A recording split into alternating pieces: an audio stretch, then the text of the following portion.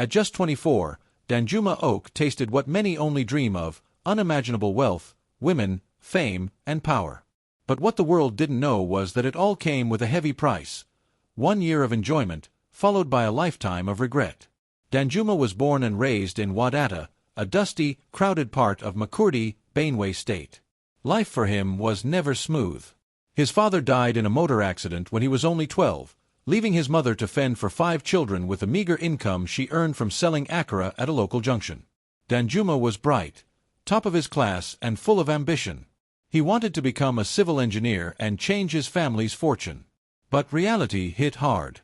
He struggled through secondary school and barely made it into university. In his second year, he dropped out, not because he wasn't smart, but because his mother couldn't afford tuition anymore. His younger ones were hungry, the landlord was always knocking, and he was tired of being pitted.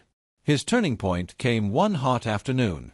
Sitting under a mango tree with some friends, Danjuma overheard a conversation about a boy from the neighborhood who blew overnight.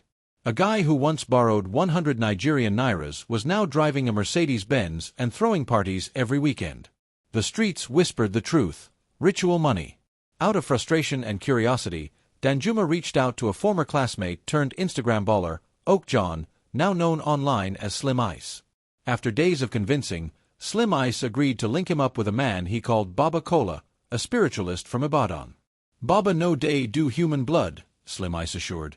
"But the money ritual he offers comes with a deal: you'll be rich for 365 days only. After that, no more money. You'll go back to zero." Danjuma, desperate and angry at life, agreed. He said, "Even if it's just 1 year of living like a king, I'm ready. I'm tired of suffering." The ritual was terrifying. It involved being buried alive for 7 nights in a wooden coffin, fasting for 21 days, and feeding a black goat he couldn't allow anyone else to touch.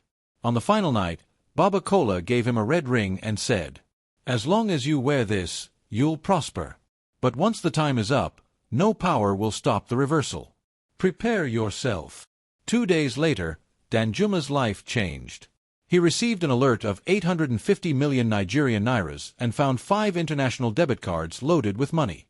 He relocated to Lagos, rented a penthouse in Banana Island, and started living like royalty. Within months, he owned a Benz G-Wagon, a Lamborghini Urus, and a Rolls-Royce Wraith. He hosted celebrity parties, traveled to Paris, London, and Dubai. He wore designer clothes, dated popular actresses, and sprayed 500,000 Nigerian nairas bundles like it was tissue paper at weddings. On social media, he became a legend. Known as Big Dan, his followers grew into the hundreds of thousands. Young men begged him for advice.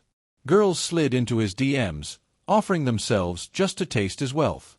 The lifestyle was intoxicating. But as the months passed, the reality of the deal started to haunt him.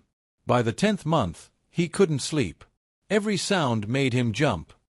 He began to have nightmares of returning to the trenches. Even his mansion began to feel like a prison.